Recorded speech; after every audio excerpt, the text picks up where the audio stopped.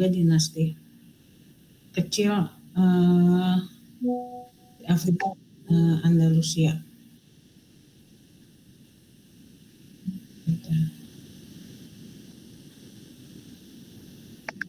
Libat tim.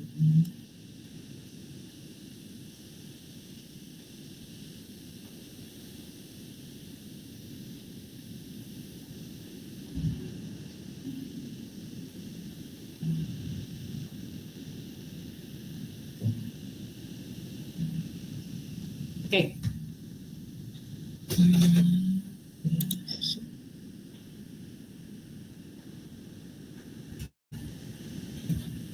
Oke, ini yang tentang ketika berbicara mengenai dinasti-dinasti kecil di beberapa wilayah, itu tidak akan lepas juga dari yang namanya apa sih yang menyebabkan munculnya dinasti-dinasti kecil ini sendiri, gitu. Atau apa yang akhirnya menyebabkan setelah tadi dinasti Umayyah pun mengalami kemunduran, kemudian akhirnya runtuh dan muncul dinasti Abbasiyah, dan juga dinasti Abbasiyah mengalami kemunduran dan juga akhirnya mengalami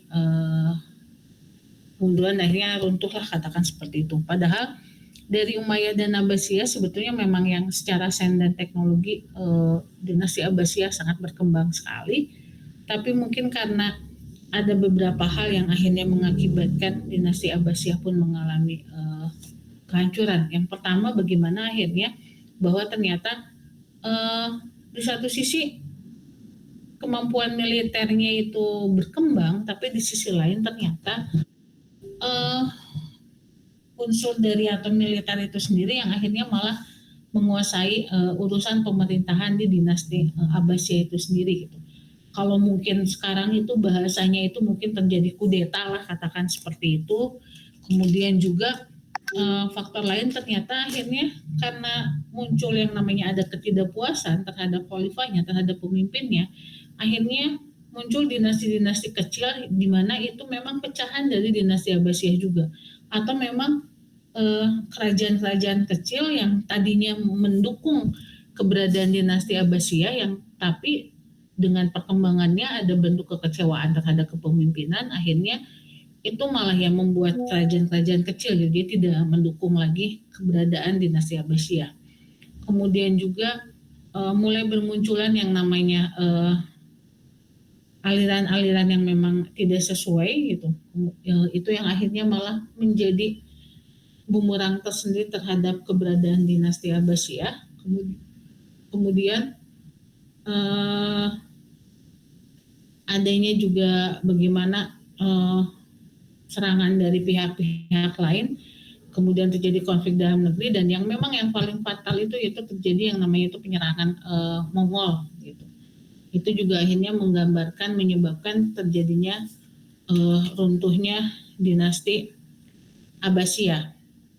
Nah, kemudian karena Abbasiyah itu di satu sisi mengalami perkembangan, yaitu semakin luas wilayahnya, tetapi karena saking luasnya akhirnya malah itu jadi bumerang juga yang tadi, bahwa akhirnya muncul kerajaan-kerajaan kecil atau dinasti-dinasti kecil yang akhirnya mencoba untuk melepaskan diri dari dinasti Abbasiyah itu sendiri.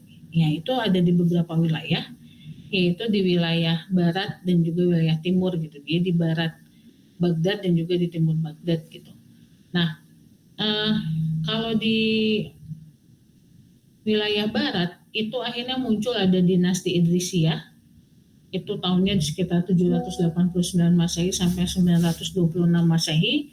Kemudian ada di dinasti Aglabiyah, yaitu sekitar tahun 800 Masehi sampai 909 Masehi. Kemudian juga ada dinasti Tuluniyah, kemudian ada dinasti Ihsidiyah dan juga dinasti Hamdaniyah. Nah, dinasti yang ada di barat Baghdad ini yang memang lebih bukan lebih terkenal ya, lebih biasanya banyak dibahas itu di dinasti Idrisiyah, Aglabiyah dan juga Tuluniyah, gitu. Kemudian juga ada di dinasti di bagian timur Baghdad itu, yaitu ada dinasti Safariyah, ada dinasti Samaniyah, ada dinasti Ghaznawiyah, ada dinasti Buwaihiyah, Saljukiyah, dan Al-Kharizmi, kemudian juga ada di wilayah-wilayah yang lainnya, tapi yang paling utama itu di wilayah barat dan juga timur dari Baghdad gitu kan, yang memang itu awalnya pecahan dari Abbasiyah itu sendiri. Ini misalnya sebagai contoh bagaimana dinasti Idrisiyah sebagai salah satu dinasti kecil di wilayah barat Baghdad misalnya, ini bagaimana akhirnya eh, wilayah kekuasaannya itu di wilayah Maroko. Kemudian ini menggambarkan bahwa di dinasti ini akhirnya dinasti yang pertama beraliansi Syiah. Kemudian juga dinasti ini mengalami keruntuhannya karena ditaklukkan oleh dinasti Fatimiyah. Nah, ini ada kalau dinasti Idrisiyah ini jadi dari segi arsitekturnya, kemudian memang dari segi tadi ya sama ketika era Rasulullah, hampir kebanyakan memang bagaimana akhirnya wujud dari peradaban Islam itu dari segi bangunan secara fisik, yaitu misalnya dari segi masjid itu sendiri gitu. Nah, kemudian ada juga dinasti Aglabiyah. Kalau dinasti Aglabiyah ini di Tunisia, kemudian juga di wilayah Afrika Utara. Kemudian ini yang akhirnya menjadi punya peran tersendiri ketika di dinasti Aglabiyah ini akhirnya bagaimana adanya proses dari segi peradaban dari segi bahasa atau mungkin budaya yang akhirnya bahasa Latin itu diganti dengan bahasa Arab dan akhirnya agama Islam menjadi agama mayoritas mungkin di wilayah Tunisia dan juga di wilayah sebagian Afrika Utara. Dan lagi-lagi dinasti ini Aglabiyah maupun Idrisiyah itu takluk oleh dinasti Fatimiyah. Ini pun sama fokusnya ke masjid. Kalau ada dinasti Samaniyah ini peninggalannya yaitu ternyata dari segi sains dan teknologinya kalau ini beradanya di timur Baghdad, kalau tadi kan di barat Baghdad, kalau ini di timur Baghdad itu muncul yang namanya cendekiawan gitu. Jadi atau sarjana muslim katakanlah seperti itu. Jadi bisa disimpulkan misalnya bahwa kalau di timur Baghdad itu dari segi pendidikannya mungkin lebih ini karena atau di sains dan teknologinya karena muncul seorang cendekiawan muslim misalnya seperti itu. Kemudian kalau di dinasti Safaria ini menggambarkan tentang ada Khawaris dan yang lainnya.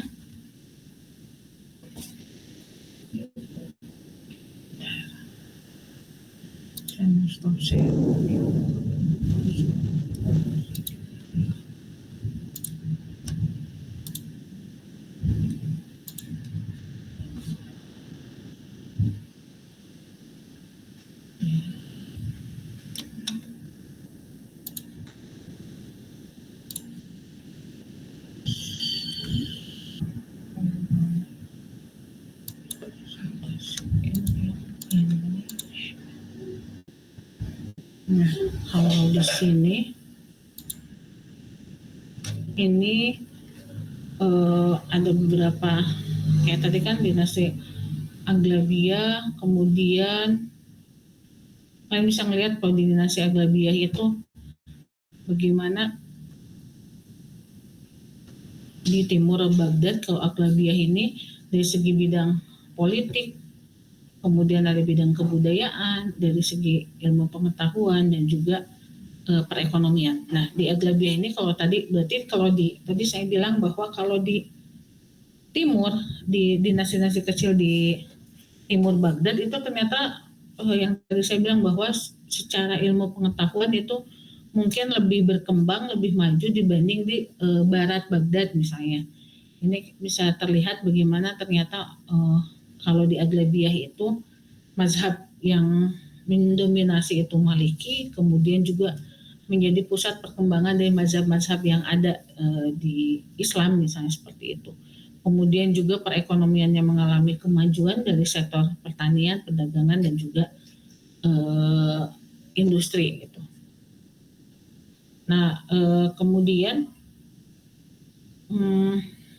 rata-rata misalnya bagaimana dinasti Fatimiyah yang memang itu eh, di wilayah Afrika Utara, dinasti kecil di Afrika Utara yang akhirnya ternyata eh, mendominasi atau melakukan penaklukan-penaklukan ke beberapa wilayah di timur Baghdad misalnya. Jadi sebagai contoh tadi yang Aglabiyah itu pun mengalami kehancuran di dinasti uh, Fatimiyah gitu.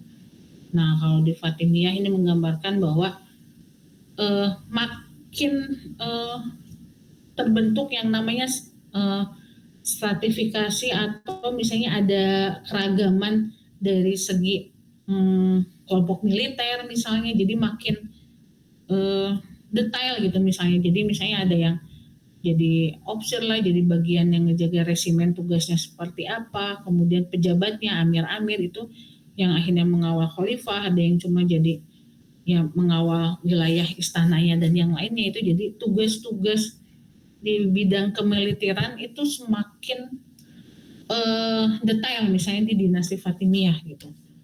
Kemudian juga dari segi ekonomi dan perdagangannya juga ini mulai terjadi yang namanya mungkin katakanlah mulai mengekspor hasil-hasil pertanian misalnya seperti itu. Kemudian juga di dinasti Fatimiyah itu mulai bermunculan kemajuan secara sains dan teknologinya gitu. Ini di dinasti Fatimiyah. Nah, dinasti Fatimiyah ini memang salah satu dinasti yang memang ada di dinasti kecil di Afrika dan Andalusia gitu. Kalau tadi kan itu ada timur dan barat Baghdad, ada juga yang dinasti di Afrika Utara dan Andalusia. Kalau di Andalusia itu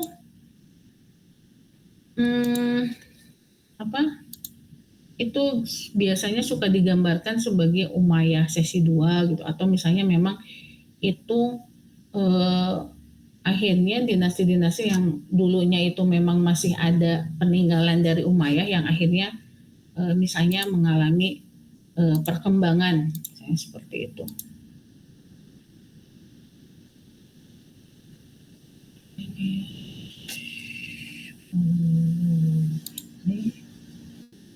Ini yang di dinasti kecil di Afrika dan Mesir. Ini ada dinasti Murabitun, kemudian ada dinasti Muwahhidun gitu. Nah, terus ada dinasti Fatimiyah ini. Ini yang akhirnya memang katakanlah sebagai sebuah dinasti yang berawal dari gerakan keagamaan di Afrika Utara, kemudian pindah ke Mesir. Ini juga akhirnya ya tadi yang dari dinasti Aglabiyah, dari dinasti Idrisiyah gitu, akhirnya bersatu di dinasti Fatimiyah. Nah, di dinasti kalau di Afrika Utara itu di dinasti Murabitun namanya, dan juga di dinasti Muwahhidun gitu. Dua ini yang memang selalu ada, jadi maksudnya itu catatan sejarahnya sangat lengkap dan memang ini yang berkembang Murabitun dan juga Muwahhidun gitu. Ini bagaimana kalau di Murabitun itu ini menggambarkan tentang bagaimana mau tidak mau memang secara militer juga mereka kuat gitu kan. Jadi kalau di Afrika, dinasti-dinasti kecil di Afrika itu memang dari segi militernya gitu itu sangat kuat di Afrika Utara dan biasanya nanti di Mesir juga gitu. Jadi memang dari aspek militernya itu sangat luar biasa. Ini akhirnya kan menjadi gambaran juga buat kita bahwa dinasti-dinasti kecil baik itu di timur Baghdad atau barat Baghdad dan juga Afrika Utara dan ini gitu ada bidang-bidang yang memang akhirnya lebih mendominasi di bidang yang lain. Tapi ketika bagaimana ternyata di wilayah Afrika Utara itu ya mungkin karena berhubungan dengan penaklukan-penaklukan ya hampir rata-rata di semua dinasti kecil itu memang militernya itu dikedepankan. Jadi mengedepankan bahwa mau tidak mau karena dari segi proses penaklukan wilayah gitu kan, selain penyebaran agama Islam juga harus dilakukan yang namanya penaklukan wilayah. Karena ketika sebuah wilayah itu menjadi takluk kan akhirnya juga ikut gitu, maksudnya kepada pimpinannya misalnya seperti itu. Gitu. Jadi kalau dari segi bangunan fisik dan yang lainnya itu memang sangat-sangat berkembang, apalagi di dinasti Fatimiyah ternyata memang terjadi keberagaman dari segi agama gitu, tapi tetap diperhatikan gitu. Jadi tidak menjadi sebuah permasalahan gitu. Kemudian di dinasti Fatimiyah itu malahan adanya penyebaran paham Syiah yang akhirnya sebetulnya bisa jadi di dinasti-dinasti kecil ini pun akhirnya punya peran terhadap bagaimana sebetulnya dinasti-dinasti kecil ini pun bisa jadi menyebarkan agama Islam sampai ke kita, ke Nusantara gitu. Karena kalau menurut catatan historis itu memang paham Syiah pun itu awal mulanya dibanding paham Sunni itu Syiah yang mulai masuk ke Indonesia. Kemudian mazhabnya juga ada mazhab Maliki, sepengetahuan saya kalau berdasarkan catatan historis gitu. Jadi ternyata ada benang merahnya dari masa Rasul sampai ke dinasti-dinasti kecil ini yang memang akhirnya punya peran juga terhadap perkembangan agama Islam yang akhirnya memang sampai ke Asia atau sampai ke Indonesia. Mungkin itu cukup sekian pemaparan dari saya. Semoga kalian tergambarkan, meskipun memang ya itu tadi kalau belajar sejarah itu ya beginilah gitu. Tapi semoga jadi gambaran kalian bahwa ketika berbicara peradaban Islam masa klasik itu mengantarkan kalian bahwa bagaimana ada proses yang mau tidak mau melibatkan pertumpahan darah, karena itu berhubungan dengan proses penaklukan, proses penyebaran Islam. Nah, kalau di era sekarang itu yang mau tidak mau bagaimana sebetulnya kita sebagai generasi Muslim itu yang mempertahankan hal-hal yang sifatnya menjadi sebuah fondasi dari yang namanya itu sebuah peradaban. Jadi nilai-nilai yang memang konteksnya beradab itu harus kita jaga, misalnya seperti itu.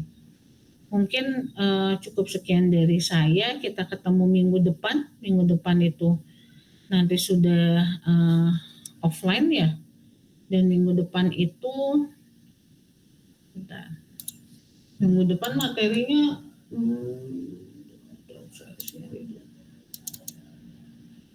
kalau minggu depan itu udah mulai masuk ke periode 3 kerajaan besar ya. Jadi pembahasan tentang Utsmani di Turki, Safawi Persia dan juga Mughal di India gitu. Itu jadi kalian masih nggak presentasi dulu. Jadi nanti di masa dinasti Utsmani di Turki itu seperti apa, di Safawi dan juga Mughal. Tapi mulai minggu depan fokusnya di Utsmani ya, di Turki. Itu mungkin materi dari saya minggu ini. Saya ucapkan terima kasih atas perhatian dan waktunya kalian. Ada yang mau ditanyakan sebelum saya pamit duluan? Ibu. Iya, gimana? Nama saya sudah diabsen atau belum? Wah, saya udah lupa, absennya udah saya save. Iya, sip. Ya. Oke, kalau nggak ada lagi. Oke, sip. Makasih ya. Assalamualaikum warahmatullahi wabarakatuh. Waalaikumsalam warahmatullahi wabarakatuh. Terima kasih.